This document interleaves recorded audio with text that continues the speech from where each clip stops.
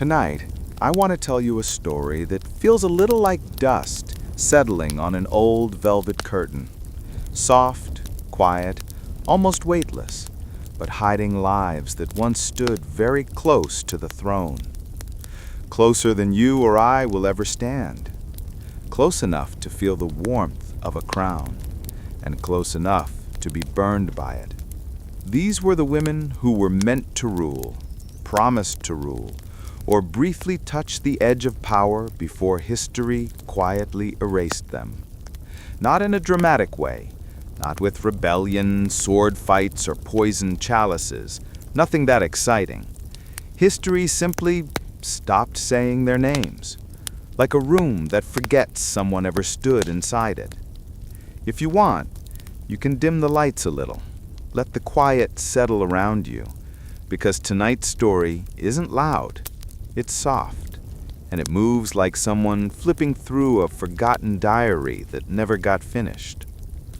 There's something strangely emotional about these almost queens, women who lived entire lives under the shadow of a crown that never touched them. They had the title in reach, the ancestry, the political value, the marriage arrangements, and sometimes even the public's love. But history, in its usual gentle cruelty, looked at them and said, "Not you." And so their lives turned into quiet tragedies, the kind that don't make headlines, the kind that feel more like long sighs fading down palace hallways. Let's drift into the first of these forgotten stories. It belongs to someone who was supposed to save her dynasty, someone the people adored, someone the crown depended on, and someone fate simply did not allow to stay. Her name was Charlotte, and for a brief, glowing moment, the entire kingdom looked at her and saw the future. But the thing about futures is, sometimes they end before they even begin. All right, now we drift deeper into her life, keeping that calm, emotional, sleep-friendly tone. No headings, no breaks, just the story flowing softly forward.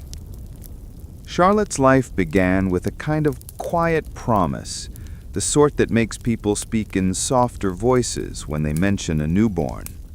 She was the only legitimate grandchild of King George III, which already put her in a strange, heavy spotlight from the moment she opened her eyes. The entire kingdom took one look at this tiny baby and collectively thought, finally, someone who might fix this mess. Her father, George IV, well, he wasn't exactly the poster child for stability, or responsibility, or emotional maturity. But he was the heir, and she was his only hope at producing a future monarch. And even though her parents disliked each other with all the commitment and passion of a long-running feud, Charlotte somehow managed to grow into a warm, funny, stubborn girl who made people feel hopeful again. By the time she was a teenager, she was already more popular than both her parents combined, which wasn't difficult, but still impressive. Whenever she appeared in public, people would gather just to see her carriage pass. Sometimes she waved, sometimes she didn't. Either way, crowds cheered like she'd personally solved every problem in their lives. There was something human about her. Not polished, not perfect, not the usual stiff royal performance. Just a girl who laughed too loudly, spoke too honestly, and occasionally rolled her eyes at her father in front of important dignitaries. People loved that. They loved her for being just a little bit wrong for royalty, but exactly right for them. Her marriage became the centerpiece of this national affection. Charlotte chose Leopold, young, handsome in a gentle, unthreatening way, and genuinely kind. The kind of man who looked like he'd apologize when someone else stepped on his foot. He adored her, and she adored the idea of a life with him. Their wedding felt like the country finally got to exhale a breath it had been holding for years. For once, the monarchy was stable, or at least pretending well enough. Charlotte and Leopold moved into their new home, filled with simple furniture and soft fabrics, nothing too extravagant, nothing too political, just a life they actually liked. She'd write letters to friends describing long conversations by the fire, small walks through the garden, and how Leopold would place a shawl around her shoulders before she even noticed she was cold. It felt normal, almost painfully normal for someone raised in royal chaos. And when Charlotte became pregnant, the public practically adopted the unborn child in their hearts. People waited for updates the way modern people wait for movie trailers, eager, restless, overly invested. But pregnancy wasn't easy for her. It dragged on, slower than it should have, medical care still trapped in the charmingly disastrous standards of the early 19th century. Doctors disagreed on everything. Should she rest, walk, eat less, eat more? They hovered around her with the vague confidence of men who had absolutely no idea what they were doing. And then came the labor. Long, slow, and quietly terrifying. It lasted 50 hours.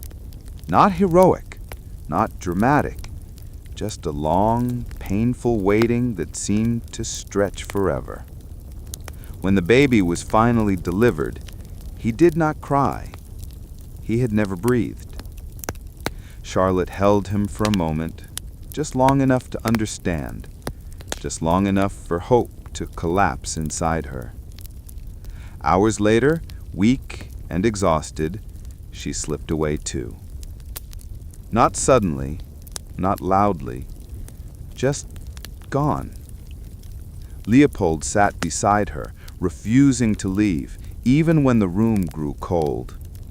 The palace grew silent, the streets outside grew silent, and a mourning spread through Britain that felt strangely intimate. People who had never seen her, never spoken to her, wept like they'd lost a sister. The country shut down. Shops closed. Church bells tolled again and again until even the sound felt tired. Her funeral carriage rolled through the streets, draped in black, and the crowds that had once cheered for her wedding now stood without speaking. Newspapers wrote that the nation felt as though it had lost its brightest star. And maybe that's what she had been. Brief, warm, impossibly promising. Charlotte's death didn't just break hearts, it shattered the line of succession, forcing her uncles to marry in a hurried scramble to produce heirs. One of those marriages would eventually bring Victoria into the world, a queen who would define an entire century. But if things had gone differently, if those 50 hours had ended another way, the Victorian era might never have existed.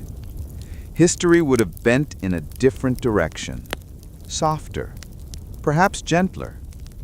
Instead, Charlotte slipped out of the world the same way she lived in it, quietly, sincerely, and leaving everyone wishing she'd stayed longer.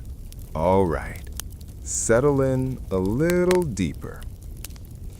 This next story moves quietly, like someone walking through an old palace corridor with soft slippers, present but barely heard. She was born into a world where bloodlines were everything.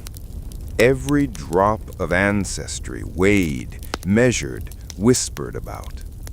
And her blood, well, it had just enough royal sparkle to be valuable, and just enough political danger to be inconvenient. Her name was Arabella. A girl raised in the shadow of not one, but two thrones, England and Scotland. She was a cousin to Elizabeth I, a cousin to James VI, a potential heir in more ways than anyone wanted to admit, which meant she lived her entire life like someone standing on a frozen lake, never sure which step would make the ice crack. Her childhood wasn't particularly dramatic. No battles, no secret plots, just the gentle limitation of being too royal to be ordinary and not royal enough to be trusted. She wasn't allowed to choose her friends, her companions, her movements, or even her hobbies without someone raising an eyebrow and writing a report. Imagine growing up in a cage so polite that people insist it isn't a cage at all. Just precaution, just protocol, just the crown making sure everything stays where it should. Arabella tried to be good. She really did. She embroidered. She read poetry. She wrote letters in the neat, careful script expected of a woman who had never been allowed to express too much emotion. She smiled at the right times, refused at the right times, and waited for her life to begin. But it never really did. Not the way she imagined. Because the problem with having a royal claim, even a mild, distant, almost forgettable one, is that no one trusts you to fall in love freely. And of course, that's exactly what she did. William Seymour wasn't the kind of man who makes history books. He wasn't heroic or villainous or particularly dramatic. He was just kind, soft-eyed, attentive. A man whose presence made Arabella feel for the first time like she was more than a family tree, more than a bloodline, more than a future pawn in political games she never asked to play. Their love wasn't thrilling or rebellious. It was gentle, quiet, like two people reading in the same room and not needing to speak. The sort of love that grows slowly, without fireworks, just warmth. So when they decided to marry, they didn't imagine they were doing anything dangerous or treasonous. They imagined a home, a fireplace, a life where no one monitored their smiles. But the crown, the crown noticed immediately. Two people with royal blood, married, without permission, without supervision, that was unacceptable. Not because the marriage was wrong, but because it was uncontrolled. Elizabeth I spent her entire life terrified of rival claims. James I inherited that anxiety like it was a family heirloom. And Arabella, poor Arabella, walked straight into the center of that fear without even realizing it. When the marriage was discovered, the reaction was swift and cold. There were no arguments, no negotiations, no heartfelt pleas, just a simple, devastating order. Separate them. Arabella was taken one way, William another. Two paths forced apart like branches snapped off a tree. She wrote letters, pages of them, begging to be allowed to live as a wife, not a political threat. Her words were soft, apologetic, full of promises that she wanted nothing, no throne, no title, no power, just her husband.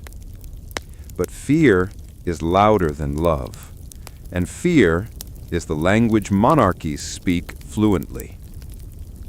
Eventually, she decided to do something wildly uncharacteristic for her. She tried to escape. Not with scandal, not with violence, just a simple disguise. Men's clothing, a false name, a quiet ship waiting for her to take her to freedom. For a moment, it worked. She made it to the water, to the boat, to the first taste of air that wasn't filtered through duty. But destiny, or misfortune, or just the cruel efficiency of royal surveillance caught up with her. She was arrested mid-journey, dragged back, not gently, and sent to the Tower of London, that ancient, echoing monument to political fear. William escaped a little farther, but not far enough. He was seized too, locked away separately. Their lives split once more like a letter torn down the middle. Arabella never recovered. To lose freedom is one thing. To lose love is another. But to lose both at once, to lose the only person who ever saw you as human, that is a sadness heavy enough to bend the spine. She grew ill and quieter and thinner, and eventually she stopped speaking altogether. Her thoughts circled in endless loops of longing and fear until her mind simply gave out. When she died, there was no grand ceremony, no royal mourning, just a quiet, almost embarrassed note in the records of the time.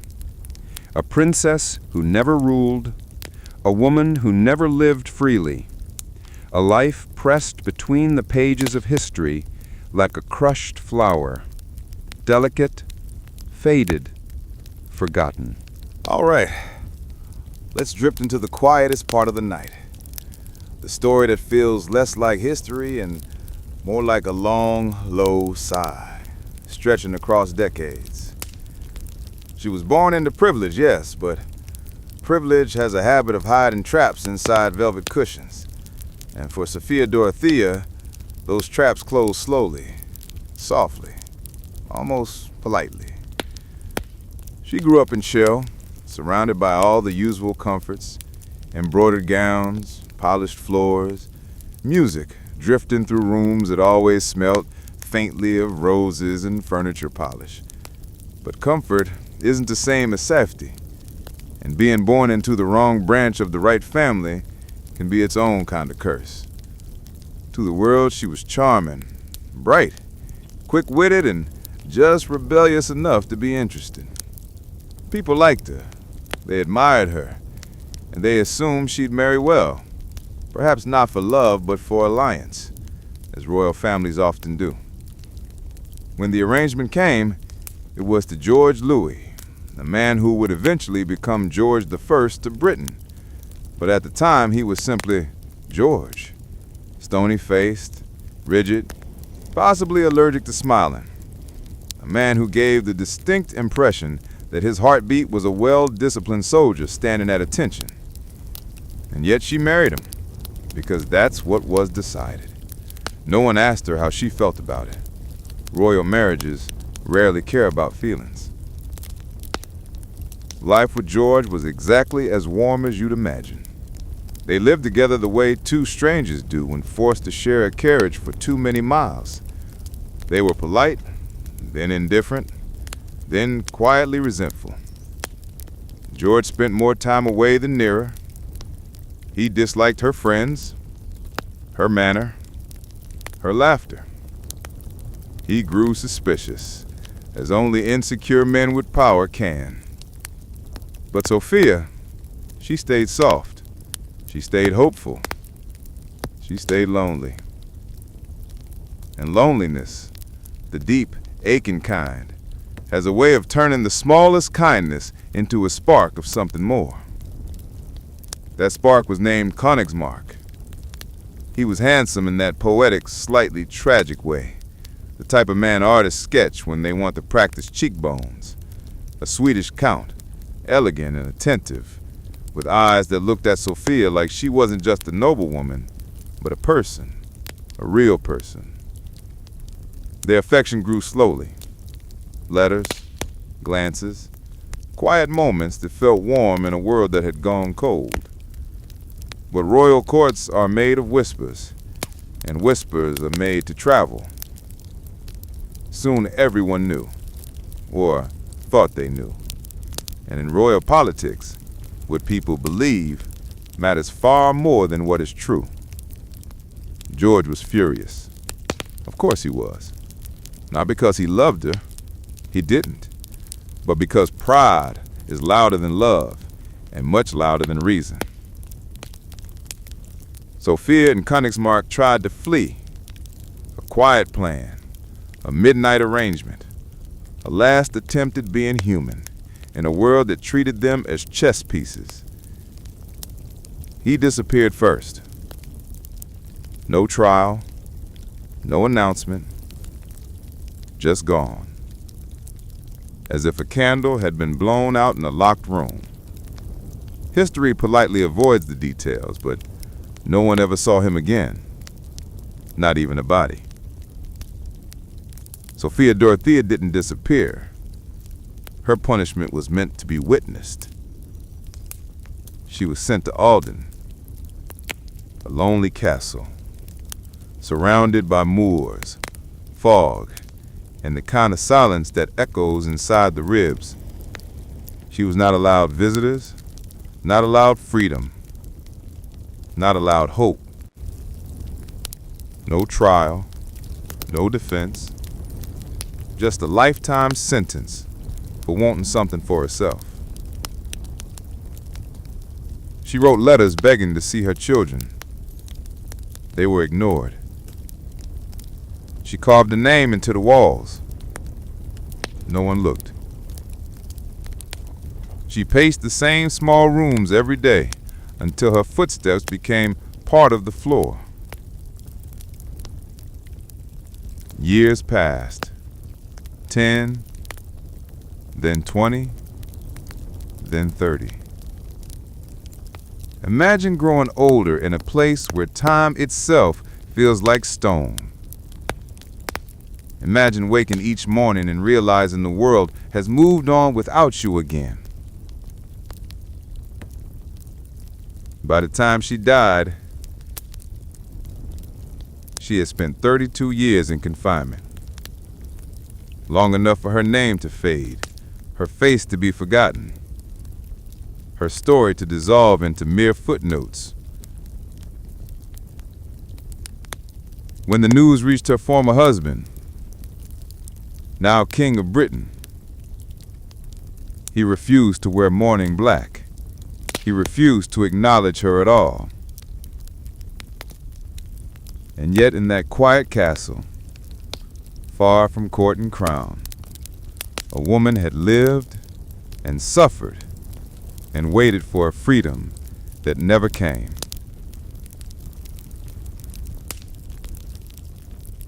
Her story is the softest kind of tragedy. Not loud, not dramatic. Just the slow erosion of a life that might have been simple and beautiful if anyone had allowed it.